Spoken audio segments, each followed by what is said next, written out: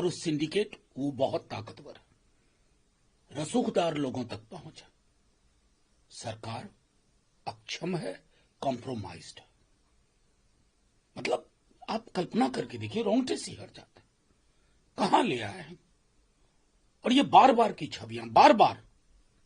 इसलिए लगातार जो नेता प्रतिपक्ष कहते हैं फल फूल रहा है ये उद्योग के रूप में, इट्स एन इंडस्ट्री। सिंडिकेट जो है ये एक इंडस्ट्री का हिस्सा हो गया है, सब कुछ अंडरग्राउंड। इस सिंडिकेट को संरक्षण कौन दे रहा है? जाहिर तौर पर सत्ता के सबसे रसूखदार लोग, ब्यूरोक्रेट, पॉलिटिशियंस। ये पूरा नेक्सस है, ऑपरेटिव फ्रेमवर्क है इसका।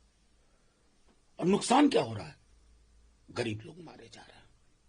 शराबबंदी के नाम पर आप गरीबों को उठा करके जेल में भंग देंगे, ताड़ी के नाम पर बंद कर देंगे। तो ये जो एक पूरा का पूरा जो मैं कह रहा हूं फसाड है, इसको एक्नॉलेज करिए। इससे मुकम्मल अंजाम तक लड़ाई को ले जाइए, नहीं तो ये हादसे होते रहेंगे, प्रतिक्रिया देकर के तीसरी हो जाएगी। कनाडा के प्रधान कर रहे हैं कि उनके पास एविडेंस ऐसा नहीं है भारत के खिलाफ निज्जर किलिंग को लेकर, कोई हार्ड प्रूफ नहीं। उन्होंने कहा मैंने कोई हार्ड प्रूफ दिया नहीं। जो भी कहें वो कई लेवल पर एक्सपोज भी हो रहे हैं, लेकिन हमारे लिए चिंता जस्टिन ट्रूडो नहीं है। हमारे लिए चिंता है कि भारतवर्ष पर, और मैंने तब भी कहा था, मैं चाहूंगा कि हमारी सरकार एविडेंस बाय एविडेंस हर चीज को का जवाब दे, क्योंकि मैं देख रहा हूं कुछ वेस्टर्न नेशंस इसको अलग नजरिए से देखने की कोशिश कर रहे हैं। सरकार से अलग चीज हुआ करती है भारतवर्ष, ये सिविलाइजेशनल एंटिटी है। इस पर आप कोई भी आरोप लगा करके you can't get away with it. इसलिए हमारी सरकार के समक्ष एक बहुत बड़ी जिम्मेवारी है। और मेरी चिंता यह है कि एक व्यक्ति जो हिंदुस्तान के किसी जेल में बंद है, उसका इंटरनेशनल प्लेटफॉर्म पे नाम आ रहा है। सरकार एविडेंस के साथ इन सब को एक्सपोज करे जो हम पर आरोप लग रहे हैं। नायब सिंह सैनी दूसरी बार, तीसरी बार बीजेपी की आज सरकार बनने जा रही है। एनडीए के तमाम नेता शपथ ग्रहण के लिए नहीं, बहुत बहुत शुभकामनाएं। नायब सिंह सैनी साहब को सदन में साथ थे, मैं जानता हूं, और जो वादे किए थे वो पूरे करें।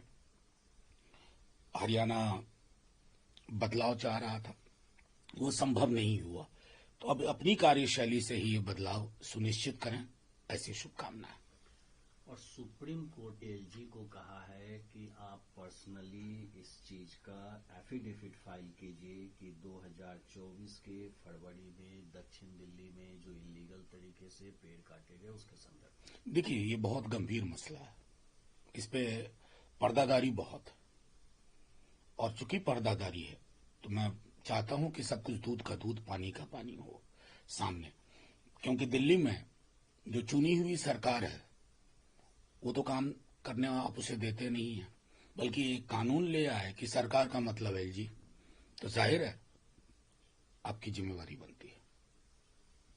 और उत्तर पर ट्विटर पे पोस्ट आता है प्रियंका गांधी के संदर्भ में कि वो बूढ़ी हो गई है, और इसके बाद कांग्रेस की प्रतिक्रिया आरोप प्रत्यारोप। नहीं, देखिए, आरोप प्रत्यारोप नहीं। आप ये मुझको बताएं, कभी आप लोगों ने भी ये सोचा था कि आपको इस तरह के बयानों पर प्रतिक्रिया लेनी पड़ेगी? ये इस देश का दुर्भाग्य है।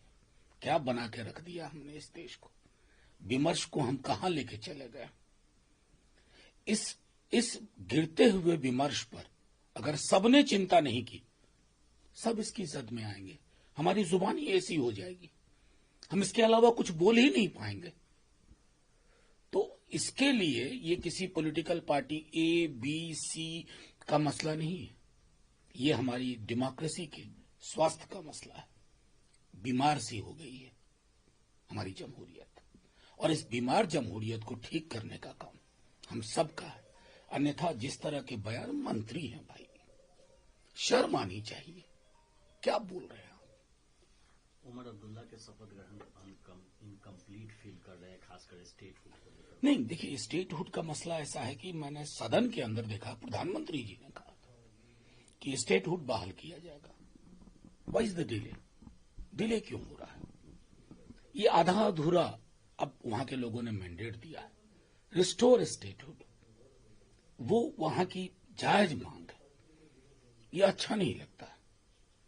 बदरुद्दीन अजमल कह रहे हैं कि उसके आसपास का एरिया, पसंत बिहार से लेकर एयरपोर्ट तक सब वक्फ की जमीन।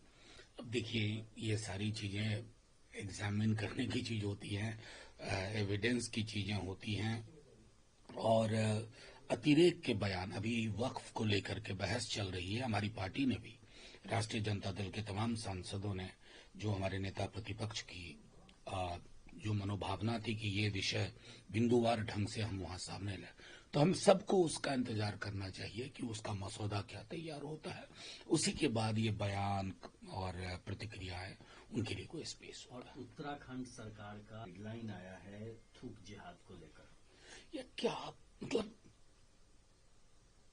मुझे शर्म आती है कि कहाँ ले गए। अभी कल मैं मीडिया में देख रहा था कि गाजियाबाद का कोई एक चर्चा चल रहा, मतलब आपकी मौलिक चीजों पर आप बात नहीं कर रहे हैं। अरे आपके पास एग्जिस्टिंग फ्रेमवर्क है कंटामिनेशन को लेके, मिलावट को लेकर के। सरकार लोग चुनते हैं कि नौकरी पे क्या नजरिया है, कितनी नौकरियां दोगे, भुखमरी से कैसे डील करोगे, महंगाई से कैसे डील करोगे। 24 घंटे इसी में लगे हुए, थूक जिहाद, फलाना जिहाद, चिलाना जिहाद। अरे सबसे ज्यादा आपके अंदर है, इसको साफ करिए। प्रधानमंत्री जी चलाते हैं ना स्वच्छता अभियान, तो पारिस्थितिक स्वच्छता अलग चीज होती है, मानसिक स्वच्छता की आवश्यकता है। इनमें से अधिकांश